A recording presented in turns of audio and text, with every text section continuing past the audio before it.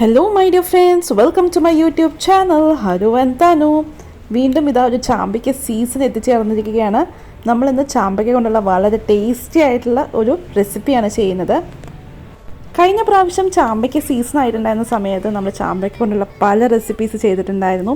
ചാമ്പയ്ക്ക കൊണ്ട് നമ്മൾ ജ്യൂസ് ഉണ്ടാക്കിയിട്ടുണ്ടായിരുന്നു, അച്ചാർ തയ്യാറാക്കിയിട്ടുണ്ടായിരുന്നു, ജാം ചെയ്തിട്ടുണ്ടായിരുന്നു, മിൽക്ക് ഷേക്ക് ചെയ്തിട്ടുണ്ടായിരുന്നു, വൈൻ ചെയ്തു.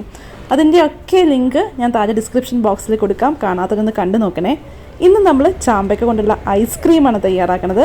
എങ്ങനെയാണ് തയ്യാറാക്കണമെന്ന് നമുക്കൊന്ന് കണ്ടു നോക്കാം.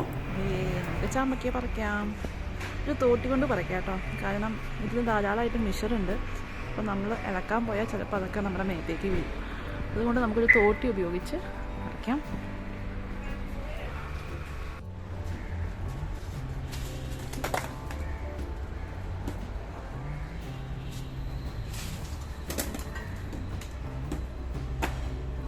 മിഷർ വീഴണ്ട.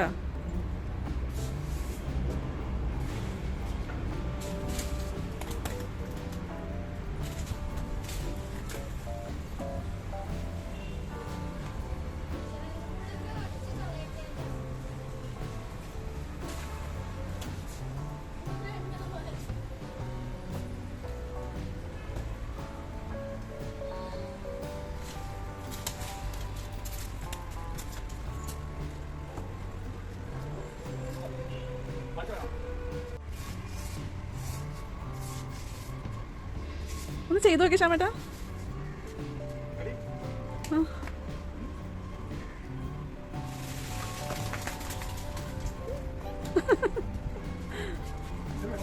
ചാമ്പയ്ക്ക നമ്മളിതേ പറക്കി കൊണ്ടുവന്നിട്ടുണ്ട്, നന്നായിട്ട് കഴുകി വൃത്തിയാക്കി എടുത്തു വെച്ചിട്ടുണ്ട്.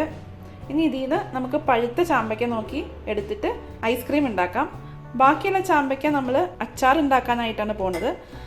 അപ്പോൾ അതിൻ്റെ ഒരു റെസിപ്പി ഞാൻ നേരത്തെ അപ്ലോഡ് ചെയ്തിട്ടുണ്ടായിരുന്നു.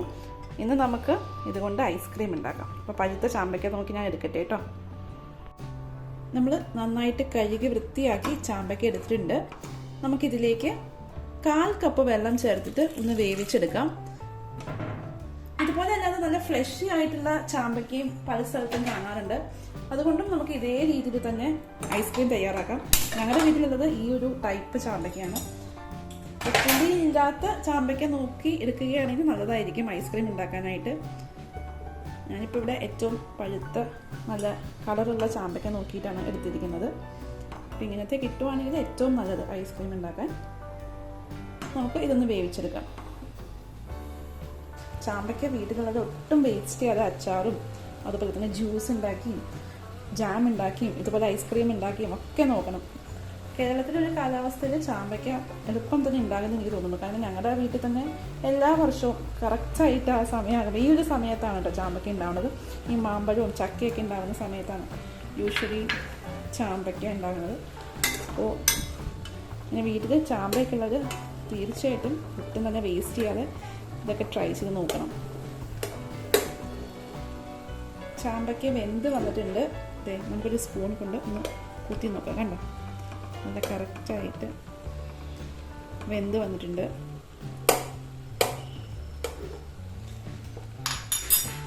വെന്തതിന് ശേഷം വെള്ളമൊക്കെ വച്ചതിന് ശേഷം നമുക്കിതിലേക്ക് 1/2 കപ്പ് പഞ്ചസാര ചേർത്ത് കൊടുക്കാം. ഞാനിവിടെ 1/2 കപ്പ് ചേർക്കുന്നുണ്ട്.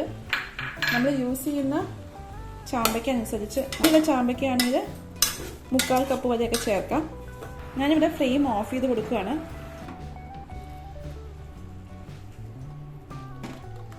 കുറച്ച് വെള്ളമുണ്ട് കേട്ടോ, അത് ആ പഞ്ചസാര ഉരുകി വന്ന വെള്ളമാണ്, അത് കുഴപ്പമില്ല.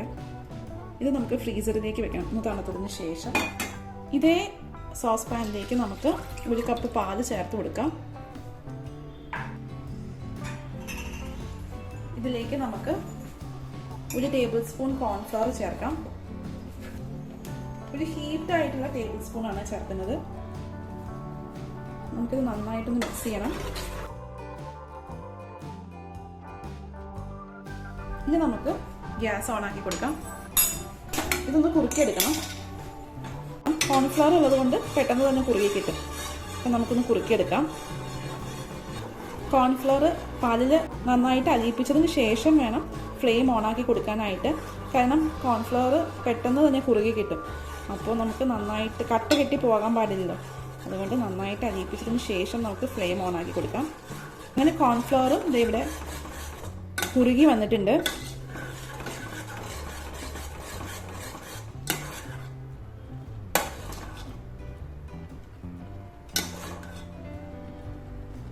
ഇനി നമുക്ക് ഫ്ലെയിം ഓഫ് ചെയ്ത് കൊടുക്കാം. ഇതും തണുക്കുന്നത് വരെ നമുക്ക് വെയിറ്റ് ചെയ്യാം. ഞാൻ ഫ്ലെയിം ഓഫ് ചെയ്ത് കൊടുക്കുകയാണ്. കോൺഫ്ലവറിൻ്റെ ഈ ഒരു കൂട്ടും തണുത്ത് വരട്ടെ. ആ ഒരു സമയം കൊണ്ട് നമ്മുടെ ചാമ്പയ്ക്ക ഞാൻ ഫ്രീസറിൽ കുറച്ച് നേരം വെക്കുന്നുണ്ട്. എന്നിട്ട് നമുക്ക് ബാക്കി ചെയ്യാം. കോൺഫ്ലവറും പാലും കൂടിയുള്ള ഈ ഒരു കൂട്ട് തണുത്തിട്ടുണ്ട്. അതുപോലെ തന്നെ ചാമ്പയ്ക്ക പഞ്ചസാരയിൽ നമ്മൾ കുക്ക് ചെയ്തെടുത്തിട്ടുള്ള ഈ ഒരു കൂട്ടും തണുത്തിട്ടുണ്ട്. ഇത് ഞാൻ ഫ്രീസറിലേക്ക് മാറ്റുകയാണ്. ഇത് ഞാൻ ഫ്രിഡ്ജിലാണ് വയ്ക്കുന്നത്. എന്നിട്ട് നമുക്ക് ബാക്കി കാണാം. അങ്ങനെ പാല് കുറുക്കിയത് നമുക്ക് മിക്സിയിലേക്ക് ചേർക്കാം. ഇത് തണുപ്പിച്ചെടുത്തതാണ്. ഇത് നമുക്ക് മിക്സിയിലേക്ക് ചേർക്കാം. ഈ കോൺഫ്ലവറിന് പകരമായിട്ട് നമുക്ക് അരിപ്പൊടി വേണമെങ്കിലും ചേർക്കാവുന്നതാണ് കേട്ടോ. കോൺഫ്ലവർ ഞാൻ ചേർത്തതേ ഉള്ളൂ. അരിപ്പൊടി ആണെങ്കിലും നല്ലതായിരിക്കും. ഇനി തണുപ്പിച്ച് വച്ചിരിക്കുന്ന ഈ ചാമ്പയ്ക്കയും ചേർക്കാം.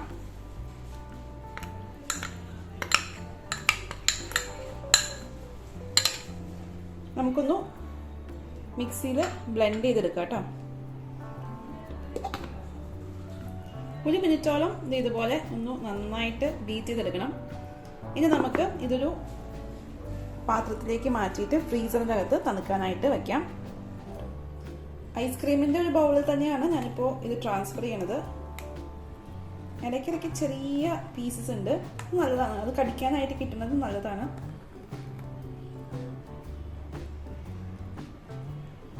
അപ്പോൾ നമ്മളിതിലേക്ക് കളറോ അതുപോലെ തന്നെ എസെൻസോ ഒന്നും ചേർത്തിട്ടില്ല.